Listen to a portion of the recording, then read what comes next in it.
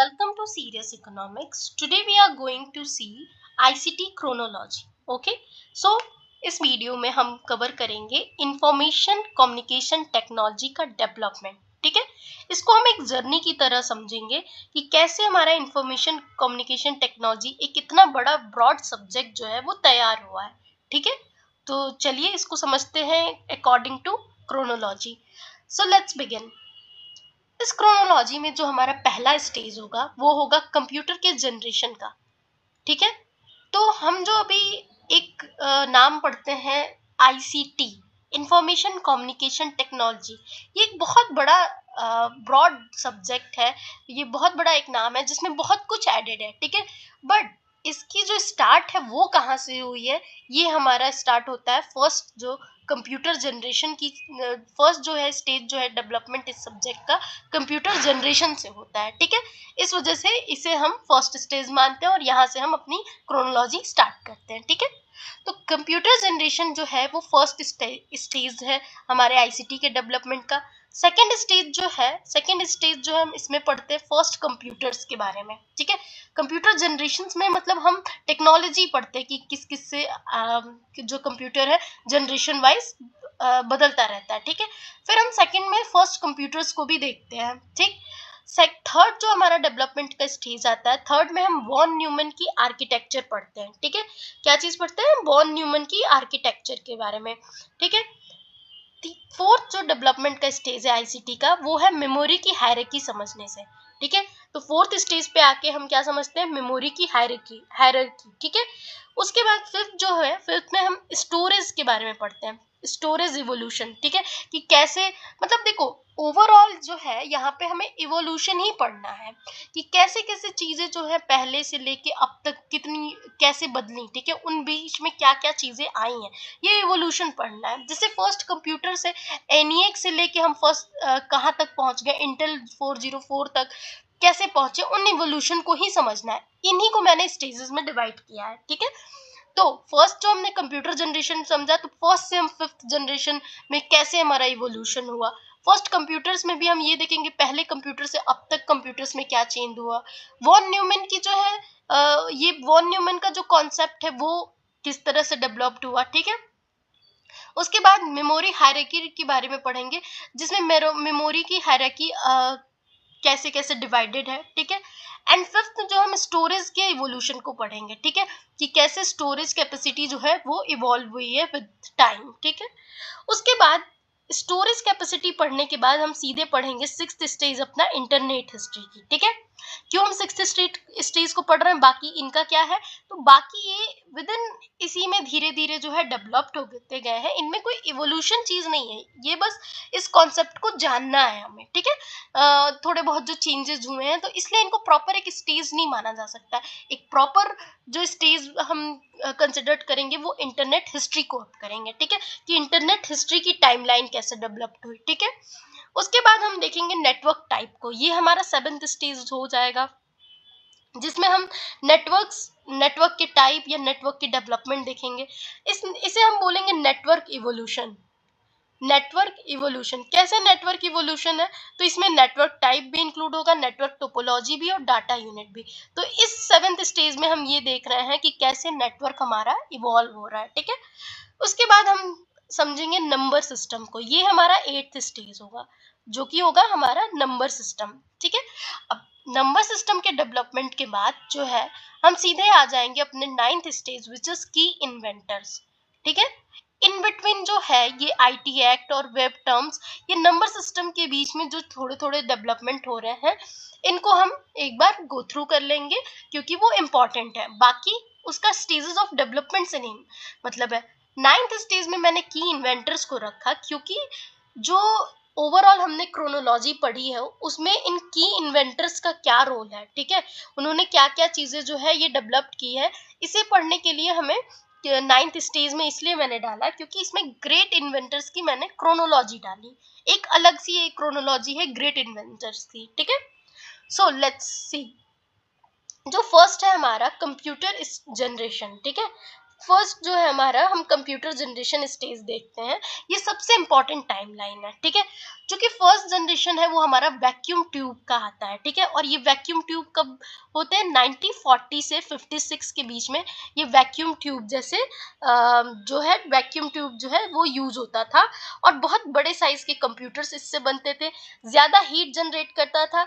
Example में जो ENIAC computer है, जिसे हम फर्स्ट जनरल पर्पस कंप्यूटर भी कहते हैं, ये जो कंप्यूटर था ये वैक्यूम ट्यूब से बना हुआ था, बहुत बड़ा था साइज में, ज्यादा हीट जनरेट करता था, ठीक है।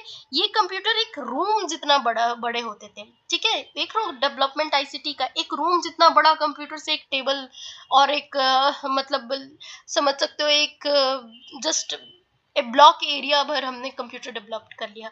सो we have to see in this ICT chronology in story, okay. सो अभी हमने देखा फर्स्ट हमने वैक्यूम ट्यूब यूज किया, कब कब की बात है ये, 1940 एंड 56 की बात है, मतलब हमारी आजादी के पहले की बात है, ठीक है। 75 साल 70 साल पहले जो है वो क्या होता था, वैक्यूम ट्यूब जैसे यूज होता था। 75 साल के बाद अब देखो कितना चेंज आ गया है, with in 75 years the development in computer technology is totally totally different, okay। अच्छा, 1940-56 में जब हम वैक्यूम ट्यूब्स यूज करते थे, एंड देन हमारा 56 के बाद क्या यूज करने लगे, 56 के बाद जो है 56 से 63 के बीच में हमारा ट्रांजिस्टर्स यूज होने लगा। ट्रांजिस्टर्स हमारे आजादी और कॉन्स्टिट्यूशन बनने के बाद जो है इस तरह का हम देखते हैं वर्ल्ड वाइड क्या डेवलप्ड हो रहा है, वैक्यूम ट्यूब की जगह ट्रांजिस्टर, ठीक है। तो वैक्यूम ट्यूब की जगह ट्रांजिस्टर आए, साइज इनके छोटा हुआ वैक्यूम ट्यूब से, और स्पीड और रिलायबिलिटी भी इनकी बढ़ गई, ठीक है। ट्रांजिस्टर ने कंप्यूटर्स को फास्ट और एफिशिएंट बना दिया था, इसकी ये क्वालिटी थी, ठीक है।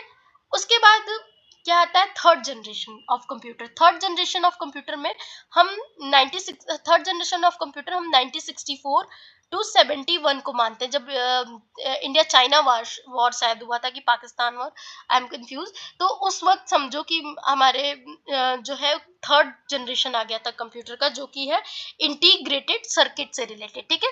तो ये जो है एक चिप थे, आईसी चिप जिसमें कहा जाता है, इनका यूज किया गया कंप्यूटर्स के जनरेशन में, एंड थाउजेंड ऑफ ट्रांजिस्टर जो है एक चिप में आ गया था, ठीक है। सो हमने समझा कि थर्ड जो है वो इंटीग्रेटेड चिप के लिए था, ठीक है।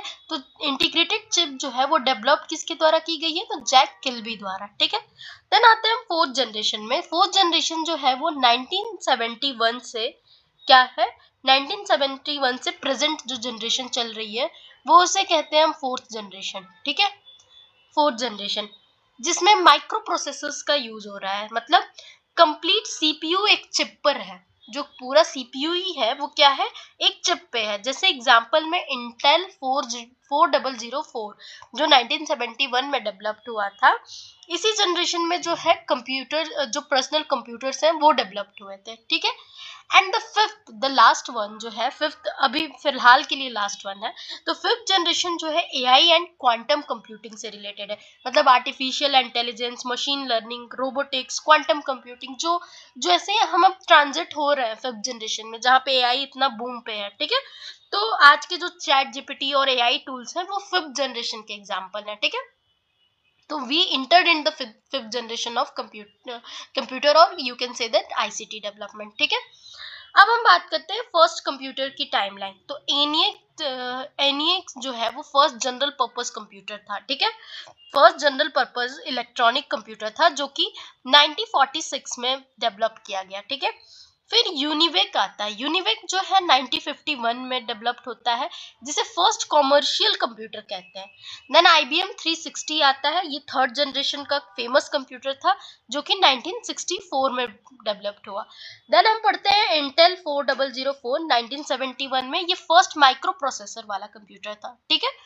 उसके बाद आते हैं वॉन न्यूमैन आर्किटेक्चर 1948, ठीक है।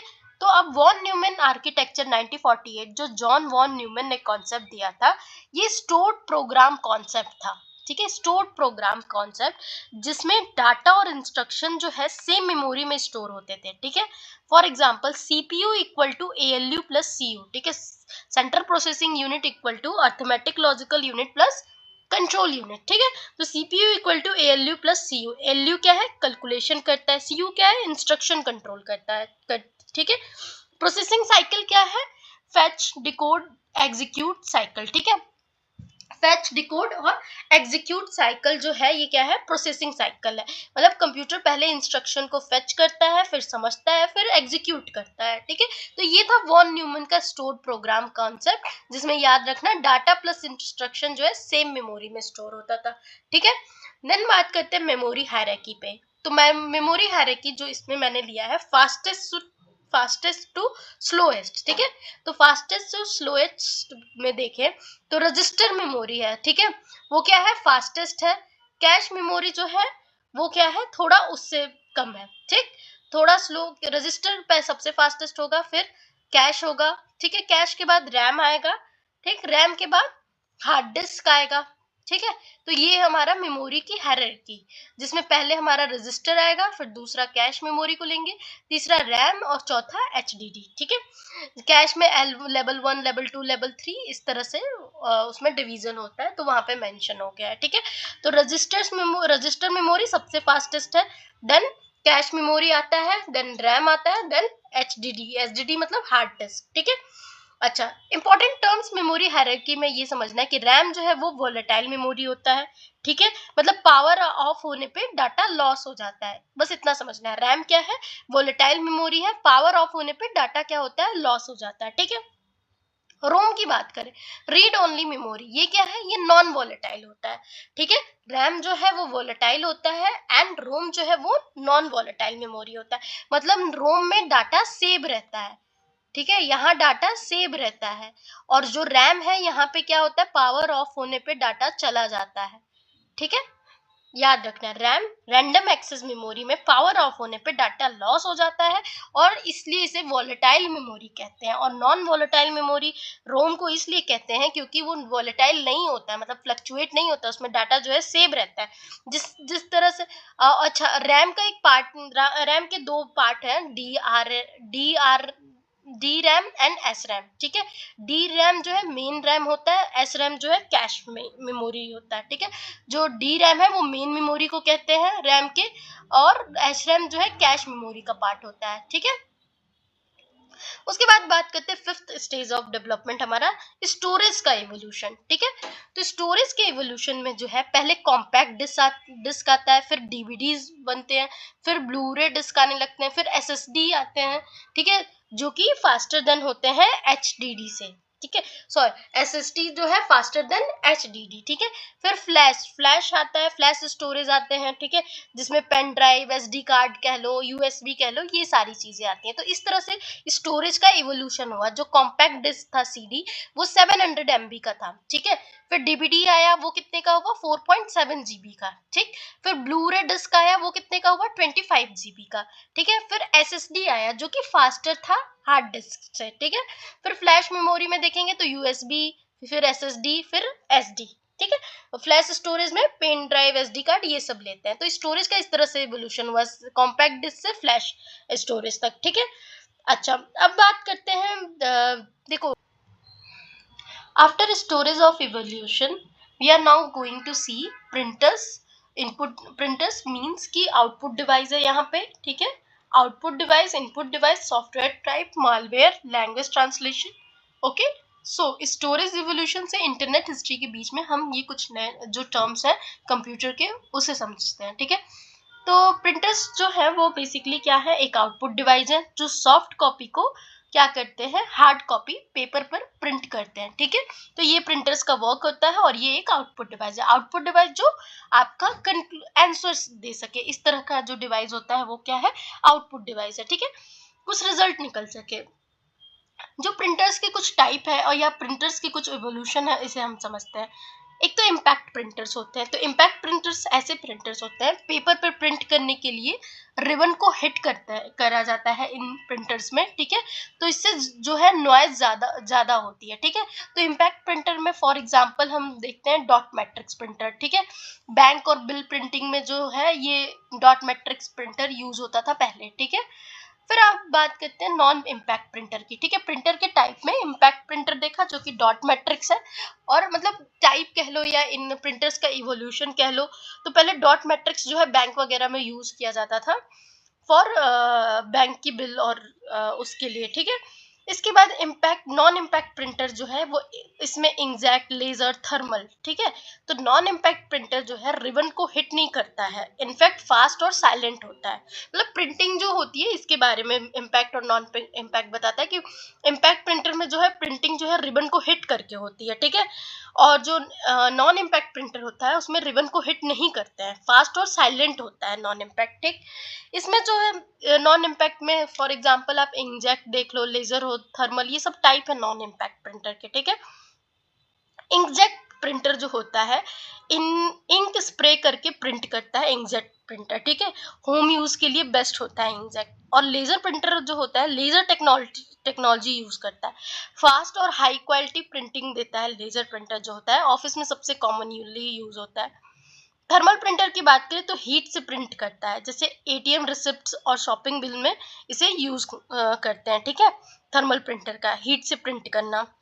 उसके बाद बात करें हम किस चीज की, तो लेजर जो है वो फास्टेस्ट ऑफिस प्रिंटर है, थर्मल जो है एटीएम रिसिप्ट में यूज होता है, ये हम समझ चुके हैं। फिर हम उसके बाद बात करते हैं इनपुट डिवाइस की, ठीक है। इनपुट डिवाइस क्या होता है, तो इनपुट डिवाइस कंप्यूटर को डाटा देने के लिए यूज होता है, ठीक है।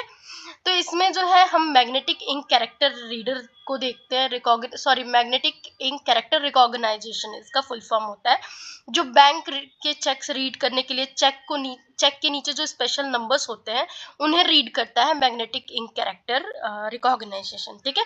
तो MICR का बैंकिंग सेक्टर में यूज होता है। देन OMR की बात करें, ऑप्टिमल मार्क रिकॉग्निशन, ठीक है।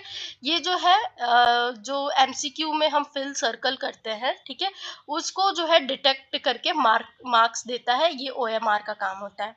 OCR जो है इसका फुल फॉर्म होता है ऑप्टिकल कैरेक्टर रिकॉग्निशन, मतलब प्रिंटेड टेक्स्ट को प्रिंटर जो प्रिंट टेक्स्ट होता है उसको एडिटेबल टेक्स्ट में कन्वर्ट कर देता है ऑप्टिकल कैरेक्टर रिकॉग्निशन, ठीक है। जैसे बुक को स्कैन करके वर्ड फाइल बना देना, ठीक।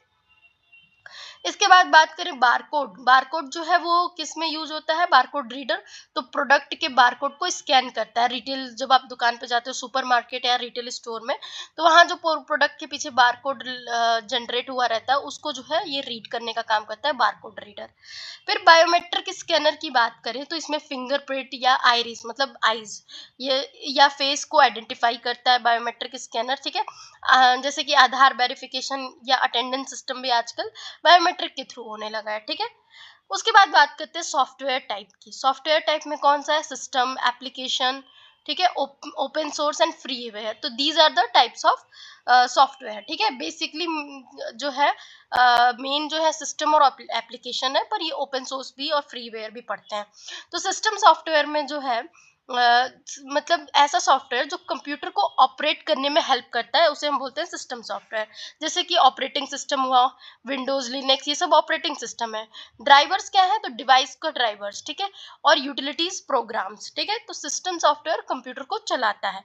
एप्लीकेशन जो है यूजर के स्पेसिफिक काम के लिए यूज होता है, जैसे कि MS वर्ड हुआ, एक्सेल हुआ, पावर पॉइंट हुआ। तो ये सब एप्लीकेशन सॉफ्टवेयर मतलब यूजर का काम करते हैं, ये सारे जो भी सॉफ्टवेयर होते हैं, ठीक है। ओपन सोर्स सॉफ्टवेयर की बात करें तो सोर्स कोड इसमें अवेलेबल होता है, यूजर मॉडिफाई कर सकता है, एग्जांपल लिनक्स, ठीक है। फ्रीवेयर की बात करें तो फ्री यूज कर सकते हैं, मॉडिफाई नहीं कर सकते हैं इनको ऐसे सॉफ्टवेयर को, जैसे कि एडोब रीडर सब लोग यूज मतलब मोस्टली पीपल यूज करते होंगे, वो फ्रीवेयर में आता है, ठीक है। इसके बाद बात करते हैं हम नेक्स्ट अपना टर्म जो है मालवेयर की, ठीक है। ये कंप्यूटर से रिलेटेड कुछ इंपॉर्टेंट टर्म्स को हम पढ़ रहे हैं इन बिटवीन। देखो अभी हमने स्टार्ट किया था फर्स्ट स्टेज जो कि कंप्यूटर जनरेशन से था, सेकंड फर्स्ट कंप्यूटर से, वॉन न्यूमैन का आर्किटेक्चर पढ़ा हमने, मेमोरी हायरार्की पढ़ी। तो ये ओवरऑल हमने कंप्यूटर के स्टार्ट से लेके उसकी कैसे मतलब उसमें क्या क्या चीजें मतलब बन रही हैं, ये हमने स्टेजेस ऑफ डेवलपमेंट देखा, स्टोरेज भी देखा, इसका इवोल्यूशन। फिर हमने इंटरनेट हिस्ट्री को पढ़ने से पहले और भी जो इंपॉर्टेंट टर्म्स है कंप्यूटर से रिलेटेड वो हमने जो है इसमें कवर कर लिया है, ठीक है। इसके बाद हम इंटरनेट हिस्ट्री पे जाएंगे तो एक इंफॉर्मेशन कम्युनिकेशन टेक्नोलॉजी का एक ये दूसरा पार्ट यहाँ से हो जाता है, ठीक है। इंटरनेट हिस्ट्री, यहाँ एक फिजिकल जो कंप्यूटर है उसके बारे में ओवरऑल बात हुई है अब तक से लेके अब तक, फर्स्ट से लेके अब तक स्टेज में, ठीक है। लेकिन यहाँ से जो हो जाता है, यहाँ पे नेटवर्क से अब इंटरनेट जैसी कॉन्सेप्ट के बारे में बात होने लगती है ज्यादातर। इस वजह से हमने क्या किया, ये स्टोरेज के बाद जो भी इंपॉर्टेंट कॉन्सेप्ट है इन कंप्यूटर से रिलेटेड इस क्रोनोलॉजी में कवर कर लिया है, ठीक है। चलो अब मालवेयर की बात करें तो मालवेयर जो है मालिशियस सॉफ्टवेयर को कहते हैं, ठीक है। मतलब ये कंप्यूटर को डैमेज या डाटा चोरी करने के लिए बनाए जाते हैं, ऐसे सॉफ्टवेयर को बोलते हैं मालवेयर, ठीक है, या मैलिशियस सॉफ्टवेयर। जैसे इसमें कौन कौन सा आता है, तो पहला वायरस आता है, दूसरा वॉर्म, ये सब क्या है, मालवेयर है, ठीक है। वॉर्म के बाद ट्रोजन हो गया, रैंसमवेयर हो गया, स्पाईवेयर हो गया, ठीक है। तो virus, worm, Trojan, ransomware and spyware, ठीक है। वायरस क्या है, तो किसी फाइल या प्रोग्राम के साथ अटैच होता है। स्प्रेड मतलब उसको फैलने के लिए क्या चाहिए होता है, होस्ट की जरूरत होती है, ठीक है। तो वायरस को फैलने के लिए होस्ट की जरूरत होती है, जैसे कि फॉर एग्जांपल कोविड वायरस है, अगर उसको फैलना है तो किसकी जरूरत होगी, ह्यूमन बॉडी की, ठीक है। तो किसी फाइल या प्रोग्राम के साथ ये अटैच होके जो वायरस है वो कंप्यूटर में एंटर कर जाता है, ठीक है। और फाइल और क्या है, होस्ट है, ठीक है। उसके बाद बात करते हैं वॉर्म। वॉर्म जो है मतलब खुद स्प्रेड हो जाता है, इसमें कोई स्टोर की जरूरत नहीं है, नेटवर्क के थ्रू ये फैलता है, ठीक। अगर कोई आप कनेक्ट किए हो ब्लूटूथ से, आप में हो वॉर्म आ गया, ठीक। तो ब्लूटूथ हुआ या इंटरनेट के थ्रू आपके में वॉर्म आ गया, इसमें कोई होस्ट की जरूरत नहीं है। ट्रोजन हॉर्स की बात करें तो ये जेन्युइन सॉफ्टवेयर जैसा दिखता है, पर अंदर से क्या होता है, हार्मफुल होता है, ठीक है। ट्रोजन जो है डिस्गाइज्ड मालवेयर होता है, कि दिखा तो जेन्युइन सॉफ्टवेयर बट निकला क्या, हार्मफुल, ठीक है। रैंसमवेयर जो है फाइल्स को इनक्रिप्ट कर देता है, मतलब डाटा को अनलॉक करने के बदले पैसा मांगता है, ठीक। मतलब मालवेयर एंटर हो जाए तो आपके फाइल्स को इनक्रिप्ट कर देगा और डाटा को अनलॉक करने के लिए पैसा देना पड़ता है, इसमें पैसा मांगता है, ठीक है। तो पैसा दो तो डाटा लो, ऐसा कहता है रैंसम, ठीक है। इसके बाद स्पाईवेयर की बात करें तो यूजर की एक्टिविटीज मॉनिटर करता है, पासवर्ड और पर्सनल डाटा चोरी कर सकता है, ठीक है। तो स्पाईवेयर बेसिकली सीक्रेटली क्या करता है, स्पाई करता है, ठीक है। अब आते हैं हम अपने नेक्स्ट जो मेन कॉन्सेप्ट है विच इज इंटरनेट हिस्ट्री पे, ठीक है। इंटरनेट हिस्ट्री में देखो, अब इंटरनेट की जो टेक्नोलॉजी है इसमें हम ये देखेंगे कि कैसे इंटरनेट टेक्नोलॉजी जो है वो इवॉल्व होती है। तो 1969 में अर्पानेट करके जो है पहले जो है इंटरनेट से रिलेटेड चीज जो है इवॉल्व होती है, ठीक है। उसके बाद जो है 1971 में टॉमिल्सन ने ईमेल को डेवलप किया, ठीक है। रे टॉमिल्सन ने ईमेल को डेवलप किया जिससे कि इंटरनेट से क्या हो सकता है, मेल जो है ट्रांसफर हो सकता है। फिर विंड सर्फ ने क्या डेवलप किया, टीसीपी आईपी 1973 में, ट्रांसमिशन प्रोटोकॉल और इंटरनल प्रोटोकॉल, ठीक है। फिर वर्ल्ड वाइड वेव जो टीम बर्नर्सन लीन ने वर्ल्ड वाइड वेव करके वर्ल्ड वाइड वेव मतलब डेवलप किया 1989 में, ठीक है। फिर गूगल डेवलप्ड हुआ 1998 में, ठीक है। तो याद रखने का ट्रिक यही है कि ARPANET to email to TCP IP to W to Google, ठीक है। ये रहा इंटरनेट की हिस्ट्री डेवलप्ड होने की, ठीक है। इसके बाद बात करें नेटवर्क का इवोल्यूशन, ठीक है। नेटवर्क का इवोल्यूशन या नेटवर्क के टाइप कह लो, तो पैन पर्सनल एरिया नेटवर्क जिसको ब्लूटूथ फॉर एग्जांपल इसमें कंसिडर कर सकते हैं। लैन मतलब लोकल एरिया नेटवर्क जो एक बिल्डिंग में नेटवर्क फैला हो, ठीक है। मैन जो है मैन मेट्रोपॉलिटन एरिया नेटवर्क जो होता है वो एक सिटी में पूरा फैला होता है। वैन जो है वाइड एरिया नेटवर्क मतलब वर्ल्ड में जो नेटवर्क फैला होता है थ्रू इंटरनेट, ठीक है। तो जैसे जैसे एरिया बढ़ता गया है नेटवर्क भी पैन से वैन तक डेवलप्ड हुआ है, ठीक है। इसके बाद बात करें नंबर सिस्टम की। नंबर सिस्टम क्या है, नंबर सिस्टम से पहले नेटवर्क की टोपोलॉजी देख लेते हैं। तो नेटवर्क की टोपोलॉजी में स्टार है, ठीक है, दूसरा बस है, रिंग है, मेस है, ठीक है। स्टार मतलब एक स्टार, दूसरा बस, तीसरा रिंग एंड चौथा मेस। तो चार जो है नेटवर्क के टोपोलॉजी हम डिस्क्राइब कर रहे हैं, ठीक है।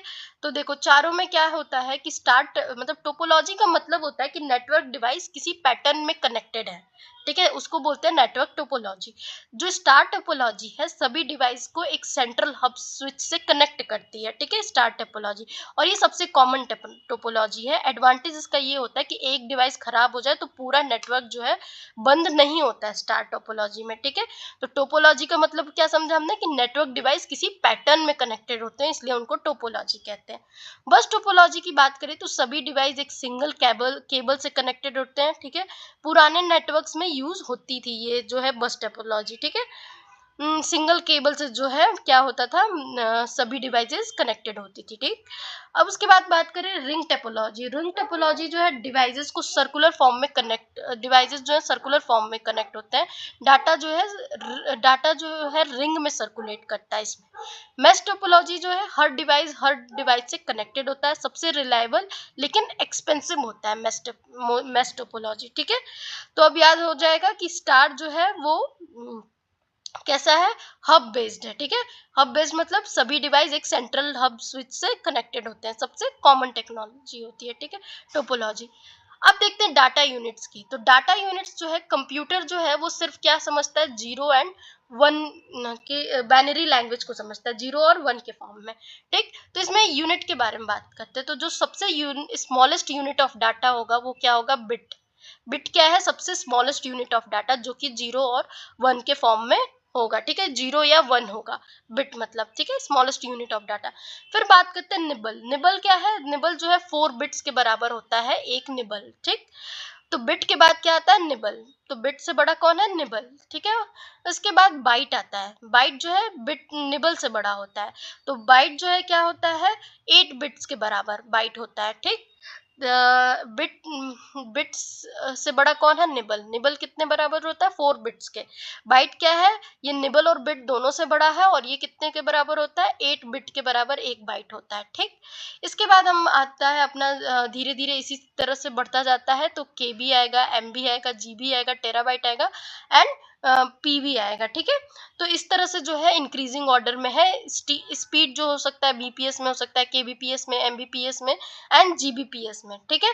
तो बेसिकली जो 1 बाइट इक्वल टू 8 बिट होता है, ठीक है। 1 बाइट इक्वल टू हमने क्या देखा, 8 बिट्स, ठीक है। इसके बाद बिट्स के बाद केबी, अगर मान लो 1 केबी इक्वल टू कितना बिट बाइट होगा, तो 1 केबी इक्वल टू 1024 बाइट्स हो जाएगा। यहाँ भी हम बिट्स की बात करते हैं, यहाँ बाइट्स, ठीक है। तो ये जो बाइट्स के आगे आ रहा है केबी, वो कंटेन करता है 1024 बाइट, ठीक है। एमबी क्या करता है, एमबी जो है 1024 केबी को अपने अंदर रखता है, ठीक है। तो अब ये इस तरह से बड़ा होता जाएगा, ठीक है। फिर 1 जीबी क्या करेगा, 1 जीबी 1024 एमबी को कनेक्ट अपने मतलब मिलाकर बनेगा। टीबी जो है 1024 जीबी को मिला के बनेगा। पीबी जो है 1024 टीबी को मिला के बनेगा, ठीक है। तो डाटा ट्रांसफर स्पीड को भी हमने देख लिया कि बीपीएस मतलब बिट्स पर सेकेंड क्या डाटा है तो बहुत स्लो चलेगा। केबीपीएस थोड़ा ज्यादा चलेगा, एमबीपीएस उससे ज्यादा चलेगा, जीबीपीएस और ज्यादा चलेगा, ठीक है। तो यूजुअली जो इंटरनेट की स्पीड होती है वो एमबीपीएस या जीबीपीएस में मेजर होती है, ठीक है। अब बात करते हैं नंबर सिस्टम की, ठीक है। तो कंप्यूटर जो है बाइनरी लैंग्वेज में काम करता है, ठीक है। बाइनरी लैंग्वेज में तो बाइनरी नंबर सिस्टम का जो बेस होता है वो क्या होता है, 2 होता है, ठीक। और डिजिट कौन कौन से बाइनरी में होता है, तो 0 और 1, ठीक है। 0 और 1 जो है बाइनरी डिजिट होता है एंड बेस जो होता है क्या होता है, 2 होता है, ठीक। ऑक्टल नंबर सिस्टम क्या होता है, ऑक्टल नंबर में बेस जो है 8 होता है, ठीक है। और डिजिट कहाँ तक लेगा ये, 0 to 7, ठीक है। 0 to 7 एक अपने से कम लेगा, ठीक है, जिसका बेस जो होगा उससे एक कम अंदर लेगा, ठीक है। डेसिमल जो है उसका बेस 10 होता है तो वो 0 से 9 डिजिट रखेगा, ठीक है। हेक्सा जो है बेस 16 होता है, ठीक है। उसके बाद क्या हो जाता है, A 10 F 15 इस तरह से बढ़ने लगता है, ठीक है। इस तरह मतलब 10 के बाद इस तरह से A to F जो है अल्फाबेट में हो जाता है, ठीक है। तो ये जो हेक्सा डेसिमल सिस्टम है वो क्या होता है कि 10 हेक्सा प्लस फिर ABCD करके 6 बढ़ता है, ठीक है। 15 F जो है 15 तक बढ़ता है, ठीक है। तो ये जो है कहाँ से कहाँ तक लेता है, तो आपका 0 से 16 तक लेता है, ठीक है। अच्छा, अब बात 0 से 9 प्लस 0 से 9 और A to F, इस तरह से जो है हेक्साबेस लेता है, ठीक है। चलो अब हो गया। अब बात करते हैं आईटी एक्ट 2000 की। तो आईटी एक्ट 2000 जो है वो क्या है, तो इंडिया में जो साइबर क्राइम को कंट्रोल करने के लिए आईटी एक्ट 2000 बनाया गया।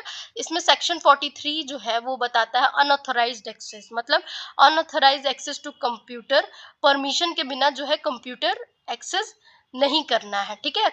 Sorry, unauthorised access to computer section 43 बोलता है कि परमिशन के बिना कंप्यूटर जो एक्सेस करना, ये सेक्शन 43 में आईटी एक्ट 2000 में दिया है। एंड सेक्शन 66 दिया है क्या, हैकिंग से रिलेटेड, क्या है कि हैकिंग, अगर कंप्यूटर सिस्टम को डैमेज या हैक करने का जो पनिशमेंट होगा वो अप टू 3 इयर्स होगा, ठीक है। फिर सेक्शन 66 को मेंशन किया गया है आइडेंटिफाई थेफ्ट, ठीक है। किसी और का पासवर्ड या डिजिटल सिग्नेचर यूज कर रहे हो तो उसको चोरी समझी जाएगी, ठीक है। सेक्शन 66F जो है वो क्या है, साइबर टेररिज्म से इंक्लूडेड, कि नेशनल सिक्योरिटी को साइबर अटैक से थ्रेट है, ठीक है। अगर नेशनल सिक्योरिटी को साइबर अटैक से थ्रेट हुआ तो पनिशमेंट में लाइफ इम्प्रिजनमेंट मिल जाएगी, ठीक है। तो ये हो गया हमारा ओवरऑल आईटी एक्ट 2000 के बारे में, ठीक है। अब एक्सेल की बात करें, एक्सेल फंक्शन, तो एक्सेल में सम, एवरेज, ठीक है, if, count if, sum if, look up और एच लुकअप, ठीक है। तो देखो, भी लुकअप मतलब वर्टिकल, एच लुकअप मतलब हॉरिजेंटल। तो ओवरऑल एक्सेल फंक्शन में जो सम होता है नंबर को ऐड करता है, ठीक है। और एवरेज क्या करता है, एवरेज निकालता है। इफ क्या है, कंडीशन चेक करता है। काउंट इफ मतलब कंडीशन सेटिस्फाई करने वाले सेल्स को काउंट करता है। सम इफ मतलब कंडीशन के अकॉर्डिंग सम करता है, ठीक है। वर्टिकल लुकअप क्या है, तो कॉलम वाइज सर्च करना। हॉरिजेंटल लुकअप क्या है, तो रो वाइज सर्च करना, ठीक है। बाकी इसका एक्सेल के कुछ कुछ रिप्रेजेंटेशन फॉर्मूले होते हैं, उसको हम कॉन्सेप्ट वीडियो में करेंगे, ठीक है। फॉर एग्जांपल चलो यहीं पे भी देख लेते हैं कि जो सम है वो कैसे रिप्रेजेंट होगा एक्सेल में। तो सम A1 रेशियो A5, ठीक है। और जो एवरेज होगा वो किस तरह से निकलेगा, तो बस यहाँ पे सम की जगह क्या लिख देना है, एवरेज, ठीक है। और वही अगर क्या कहते हैं, इफ होगा तो इफ में क्या करते हैं, कंडीशन लगाते हैं, if A1 is greater than 40 और ऐसे करके, ठीक है। ये कॉन्सेप्ट वीडियो में समझ लेंगे डिटेल में। अब बात करते हैं फाइल फॉर्मेट की। फाइल फॉर्मेट मतलब कि कौन कौन से फाइल का फॉर्मेट होता है। तो जेपीईजी या जेपीजी कहो तो इसमें क्या होता है, कंप्रेस्ड इमेज होता है, साइज जो है कम होती है फोटोज के लिए, ठीक है। इसमें जेपीजी का काम है, हम सबको पता है। उसके बाद बात करते हैं जेपीजी के अलावा पीएनजी होता है। पीएनजी जो होता है लॉसलेस इमेज होता है, मतलब ट्रांसपेरेंट बैकग्राउंड को सपोर्ट करता है, ठीक है। लोगोज के लिए जो है हम पीएनजी यूज करते हैं।